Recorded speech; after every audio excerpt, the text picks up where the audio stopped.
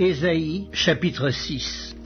L'année de la mort du roi Osias, je vis le Seigneur assis sur un trône très élevé, et les pans de sa robe remplissaient le temple. Des séraphins se tenaient au-dessus de lui. Ils avaient chacun 6 ailes, 2 dont ils se couvraient la face, 2 dont ils se couvraient les pieds, et 2 dont ils se servaient pour voler. Ils criaient l'un à l'autre et disaient « Saint, Saint, Saint est l'Éternel des armées, toute la terre est pleine de sa gloire. » Les portes furent ébranlées dans leurs fondements par la voix qui retentissait, et la maison se remplit de fumée. Alors je dis, malheur à moi, je suis perdu, car je suis un homme dont les lèvres sont impures. J'habite au milieu d'un peuple dont les lèvres sont impures, et mes yeux ont vu le roi, l'Éternel des armées. Mais l'un des séraphins vola vers moi, tenant à la main une pierre ardente qu'il avait prise sur l'autel avec des pincettes. Il en toucha ma bouche et dit, ceci a touché tes lèvres, ton iniquité est enlevée, et ton péché est expié. J'entendis la voix du Seigneur disant, « Qui enverrai-je et qui marchera pour nous ?»